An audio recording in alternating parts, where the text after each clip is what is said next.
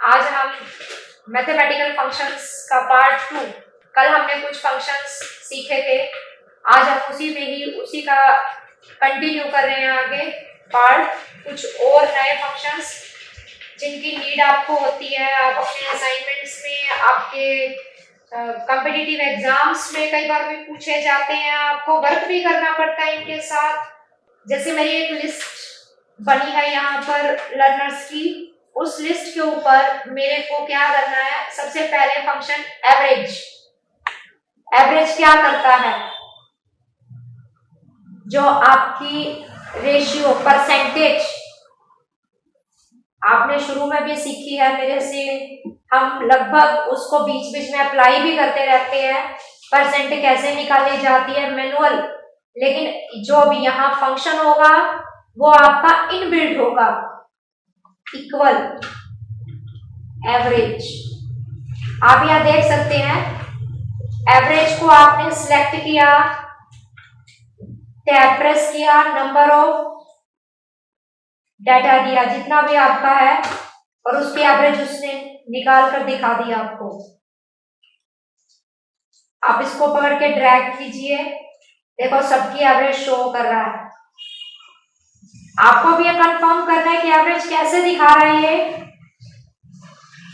आपके तीनों वैल्यूज का टोटल डिवाइड बाय 3। आपको मैं एग्जांपल एक दिखा देती हूँ यहाँ करके। हमने इन तीनों का टोटल किया, ये जितना मेरा टोटल आ गया, अब इसको हमने डिवाइड बाय 3 कर दिया। This one find the average. इसका मतलब ये आपकी वैल्यू ठीक स्टैंड कर रही है। काउंट क्या कहती है, काउंट होता है गिनती करना, जो आपके जितने न्यूमेरिकल फील्ड है उनको काउंट करेगी। अगर मैं इस लिस्ट की बात करती हूँ आपको, तो इस लिस्ट में काउंट मेरे को सारा रिकॉर्ड काउंट करना है। आप देखना, मैंने इसको काउंट में नेम के साथ दे दिया।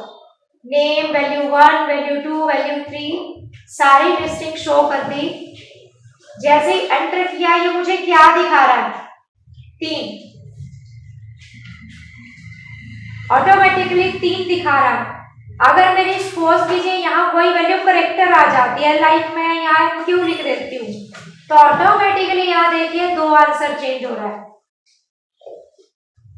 है ना।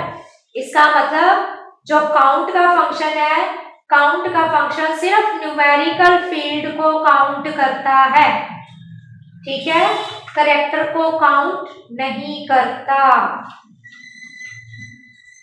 काउंट ए, इसको हम काउंटर भी बोल देते हैं इसकी परिभाषा में कभी कभी। काउंट ए फॉर्मूला क्या करता है, काउंट ए आपका करेक्टर एंड न्यूमेरिक बोथ दोनों को सिलेक्ट करता है। काउंट ए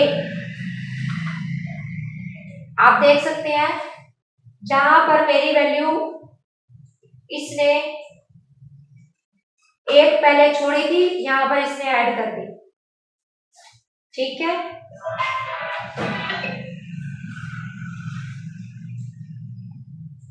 कुछ फॉर्मूलाज आपके एक ही फील्ड पर मैं शो करके दिखा रही हूँ।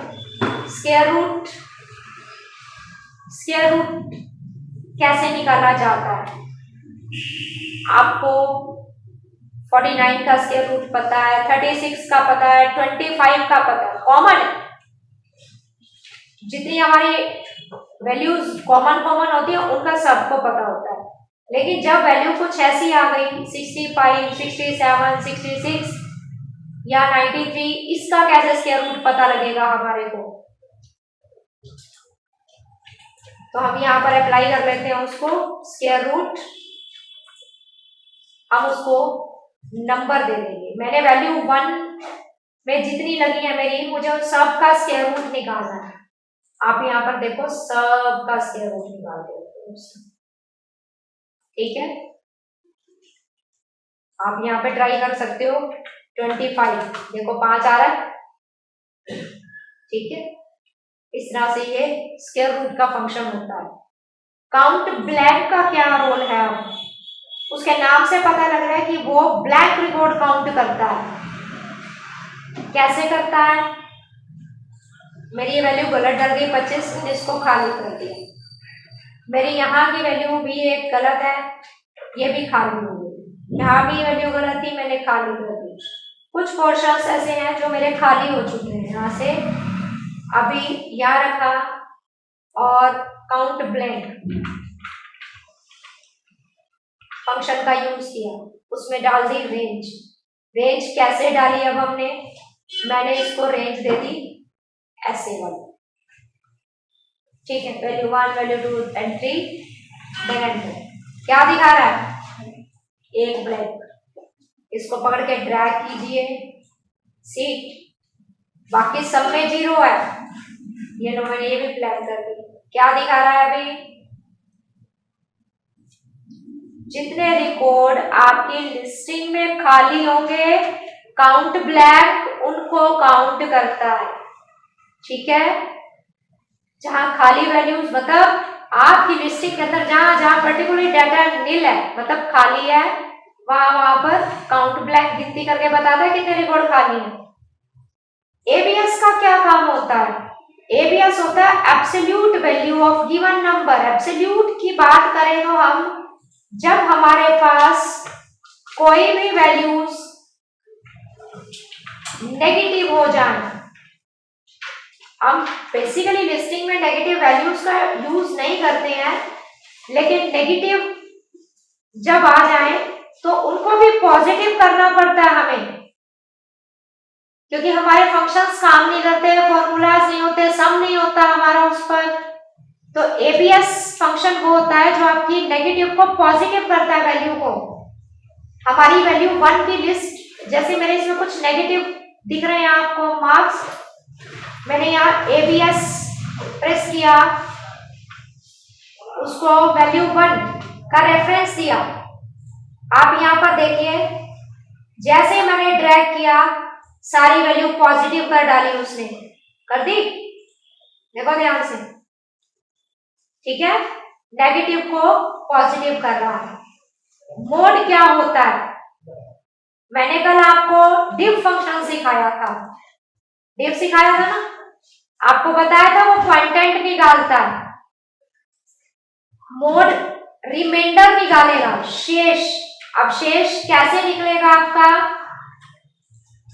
हम वैल्यू 3 की जो लिस्ट है, थोड़ा सा हम उनको मोल्ड कर रहे हैं, वैल्यू छोटी डाल रही हूं मैं इसमें एक बार।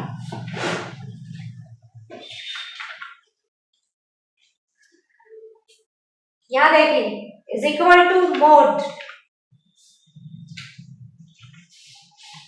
ये हमारा नंबर वैल्यू 2 का रेफरेंस, कोमा वैल्यू 3।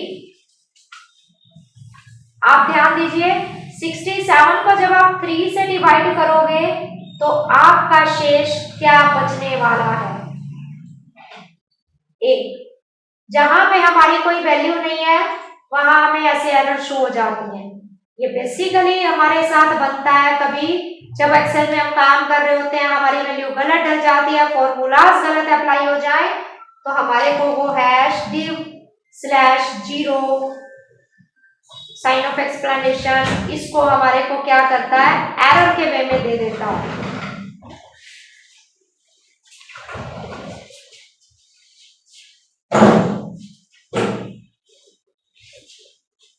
एक आखिरी फंक्शन इवन, मैथमेटिकल में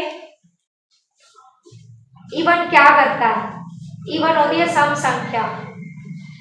जब हमारे को कोई नियरेस्ट वैल्यू इवन या ओड कैसे भी निकालनी है। अभी आप यहाँ देखिए, कुछ वैल्यूज आपकी, हम वैल्यू 2 की लिस्ट को उठा लेते हैं। वैल्यू 2 की लिस्ट में मेरे पास कुछ वैल्यूज पॉजिटिव हैं, कुछ मतलब ओड हैं। यहाँ रखिए इवन, मेरे को नियरेस्ट इवन इंटीजर फॉर्मूला का यूज करना है, नियरेस्ट इवन इंटीजर। आप देखिए यहाँ क्या दिखाई दे रहा है, 68, यहाँ 67 है।